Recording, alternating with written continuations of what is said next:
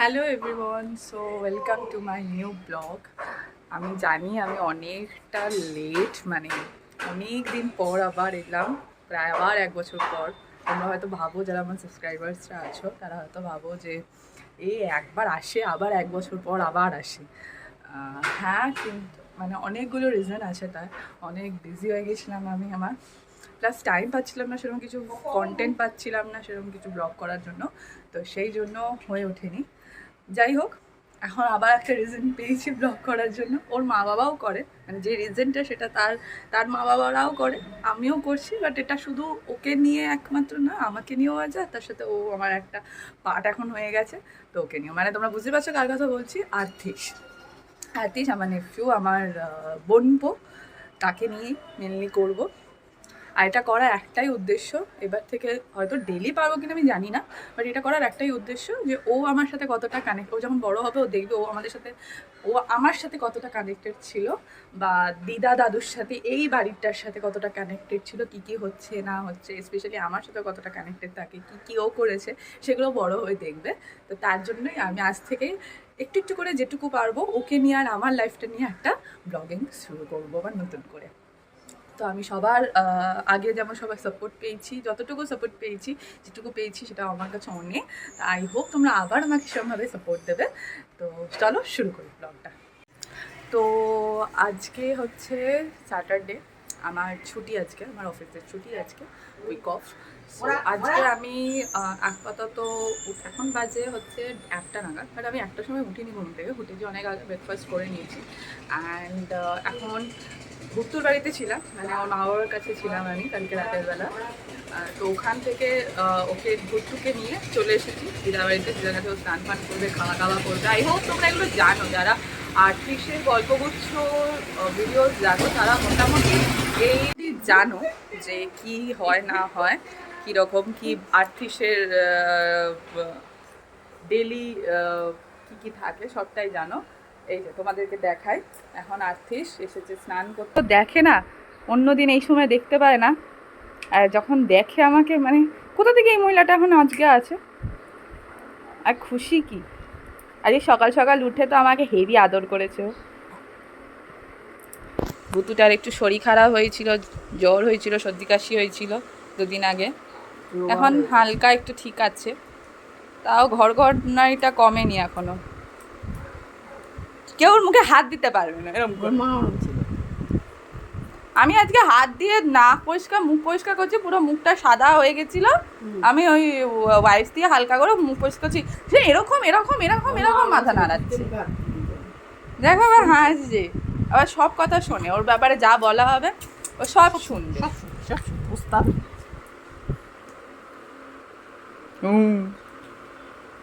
এই যে রাজামশাইয়ের স্নানটাকে দেখে দেখে ও মজা পাচ্ছে, কোন সময় চেপে ধরবে, কোন সময় চেপে টেপে ধরে ওটাকে টেনে নেয়। এই যে দাদাবাবুর হয়ে গেছে স্নান, দাদাবাবু এখন বসে আছে খাবে বলে। এই যে একটু সরে আসুন দাদা, উল্টে যান খাবি আপনি। এই যে খাওয়ার হচ্ছে, ওর খায়, এই বোতলটা আনা হয়, এভাবে ও খায় এইগুলোকে। এই যে ওর এটা এটা কিসের পিউরি, পুরো ইয়ে করা থাকে মা এটাতে? এটা সমস্ত রকম সবজি, ভাত, ডাল, হ্যাঁ, সব দিয়ে পিউরি করা। পিউরি করা সিদ্ধ করে ছেঁকে। এই উল্টে যাচ্ছে দিদা। এই দাদা, আপনি উল্টে যাচ্ছেন কেন মাতালদের মতন? সোজা বসুন। আমার খিদে পেয়েছে তাই দেখছি ওর খাওয়া প্রিপারেশন হচ্ছে। জিভ চগলাচ্ছে, কখন ওনাকে খাওয়া দেওয়া হবে, উনি বসে আছে। এখানে আসার জন্য এরকম করে কেন বলতো? এই খাবারটা খাওয়ার জন্য। ওকে এখানে ভালো ভালো সারাদিন ধরে ওর বাবা মা কি খাওয়ায়, দুধ আর নেস্টাম, ওই দুটোই ও খেতে ভালোবাসে না খুব, কিন্তু ও খেতে ভালোবাসে ফলের রস, তারপরে ও এখানে আসলে এগুলো পায়, ওই জন্য এখানে আসার জন্য ছেড়ে দাও, এখন এটা আর হবে না। বেটা চিল্লাতে হয় কাজ। আর কি হয়েছে? এই যে আলাদাই প্রসেসে খাওয়ার তো না না, এরকম করে খাওয়াচ্ছি না, ওটা দিয়ে খাওয়াবো, প্রথমে তুলে দিলাম চিল্লাচ্ছি। কাজের মাসি এসছে ওর মুখ বেল ফার্স্টে এগুলোতে কিছুই হয়নি, এটা ধূপ করে খুলে গেছে, ভাগ্য ভালো ওর মুখের ওপর পুরো পড়েনি। এখন মায়ের হচ্ছে, মা হাত দিয়েই খাইয়ে দিচ্ছে আর সুন্দর খাচ্ছে হাত দিয়ে, করে হাত দিয়ে কি সুন্দর বড়দের মতন খাচ্ছে খাচ্ছে শুয়ে শুয়ে। হাত শোয়া হয়ে যায়, যত বসিয়ে দিয়ে হাত শোয়া হয়ে যায়। দাঁড়া, লাঞ্চ হয়ে গেছে, ডান। এবার ওষুধ খেয়ে ও দেবে ঘুম, ঘুমিয়ে পড়েছে, ঘুমিয়ে পড়বে একটু পরে। সো আমার স্নান হয়ে গেছে, চেঞ্জ করে নিয়েছি। তো আমার আজকে একটা প্ল্যান আছে, মানে আমার একটা শ্যুট আছে। তোমরা যারা আমাকে ইনস্টাগ্রামে ফলো করো তারা মোটামুটি জানো যে আমি জিভা ক্যাম্পেনের ওপর অনেকগুলো শ্যুট করে ফেলেছি। সো ওদেরই একটা পুজো ক্যাম্পেন শ্যুট আছে ওই ব্র্যান্ডেরই। তো আজকে ওটার জন্যই আমি প্রিপেয়ার এখন হচ্ছি। সো স্নান করার ডান হয়ে গেছে। তো আমার ফার্স্ট যে থিমটা আমি রেখেছি, যেভাবে শ্যুট করবো, তো তার জন্য ফার্স্ট আমার বাড়িতে ঘরে করতে হবে, অ্যান্ড দেন আমি যাবো একটা জায়গাতে, তোমাদেরকে সব দেখাবো। অ্যান্ড হ্যাঁ, ভূতু ঘুমিয়ে পড়েছে, খাওয়া দাওয়া করে লাঞ্চ ফাঞ্চ করে ওষুধ টষুধ খেয়ে ঘুমিয়ে পড়েছেও, ওই ঘরে ঘুমোচ্ছেও, ঘুমানোর পিকচার ঘুমিয়ে পড়েছে। তো এখন আমি রেডি হব, সোহম আসছে, সোহমই আমার শ্যুট করে দেবে। তো সোহম আসছে, তো আমি এখন রেডি হব, হালকা করে রেডি হব, অ্যান্ড দেন বাকি রেডিটা হয়ে আমরা যে স্পটে আমরা যেখানে শ্যুট করবো বাকিটা সেখানে যাব।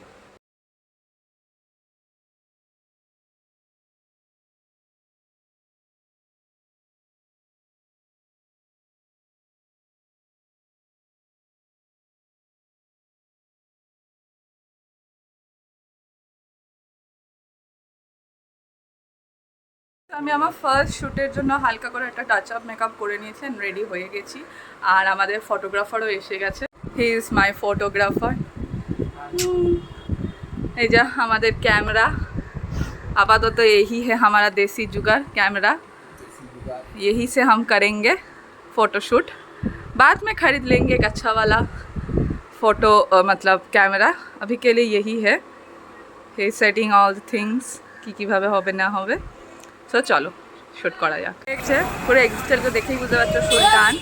আমরা এখানে এসেছিলাম এমন টাইমে, আমাদের ইনডোর শ্যুট করতে গিয়ে বেসিক্যালি টাইম চলে গেছে। তারপরে এখানে আসতে গিয়ে যেন মনে হলো আমরা 7 সমুদ্র 13টি পার করে এসেছি। এত দূর নয়, সরি, মানে এত ভিড়। তো সেই সব করে পুরো আমরা ডে লাইটটাকেই পুরো মিস করে গেছি। ডে লাইটটা আমাদের শ্যুট হয়নি, হয়েছে পুরো অন্ধকার হয়ে গেছে। তারপরে আমরা শ্যুটই করেছি, বাট ভালো এসেছে। আই হোপ সেটা আমি ভালো করে আরও এডিট করে এক্সিকিউট করতে পারবো। তো দেখা যাক কতটা কী হয়। I tried my level best and he also, বেচারা এই দুটো হাতে হেলমেট নিয়ে অনেক কিছু করেছে, ঘেমে গেছে। তো এখন আমরা একটুখানি ঠান্ডা খাচ্ছি, ঠান্ডা খেয়ে একটু আইসক্রিম, আমার খুব আইসক্রিম খেতে ইচ্ছা করছে। আমি ভেবেছিলাম একটা আইসক্রিম শ্যুটও করবো, খাচ্ছি এরকম একটা, বাট ওটা হলো না। বাট নো টেনশন, কোনো ব্যাপার না। যেটা চেয়েছিলাম মোটামুটি হয়েছে, দেখা যাক বাকিটা কি হয় না হয়। ওই যে আমাদের গাড়ি ওদিকে রাখা আছে, আমরা ওদিকটায় যাই, অ্যান্ড দেন তারপরে বাড়ির দিকেই যাবো। আমি পাচ্ছি না আমার এই শাড়ি, এই আমার লুক ছিল। তো চলো বাড়ির দিকে যাই। চুলে গাজরা ফাজরা লাগিয়েছিলাম, তার কি অবস্থা হয়ে গেছে। তো বাড়ি যাই, বাড়ির পথে রওনা দিই, দেন তারপর বাকিটা দেখা হচ্ছে। আজ বাড়ি চলে এসেছি, আর তারপর থেকে ভিডিও করার টাইম পাইনি, কারণ বৃষ্টি পড়ছিল প্রচণ্ড জোরে। অ্যান্ড মোর ওভার বৃষ্টির পরে অ্যাকচুয়ালি তারপর শরীরটা আর দিচ্ছিল না, কারণ এতটাই জার্নি হয়েছে না এই জায়গাটাতে যেতে গিয়ে রাস্তাঘাটের জন্য আমি পাচ্ছিলাম না। শাড়ি ফাড়ি পরেছিলাম, একদমই পাচ্ছিলাম, প্রচণ্ড পরিমাণে এক্সস্টেড হয়ে গেছিলাম। তাই ডিরেক্ট বাড়ি চলে এসেছি। আর ভুত্তুও বাড়ি চলে গেছে, আমি আসার আগেই দেখলাম ভুত্তু নেই আর আমাদের বাড়িতেও, বাড়ি চলে গেছে। সো ওকে দেখানোর আর কিছু নেই আমার, যে তোমাকে দেখাবো কী করছে না করছে। আমিও খুব মিস করছি ওকে, বিকজ ও চলে গেছে বাড়িতে। তাই আর কিছু দেখানোর নেই ওকে। দেখি একটা ভিডিও কল ওকে করবো, ওকে দেখার জন্য একটুখানি।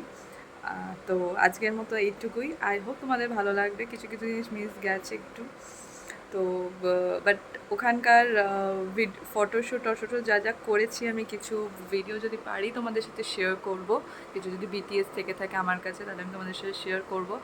আদারওয়াইজ প্লিজ এটাই একটু দেখে আমায় জানিও ভালো লাগলো কি না।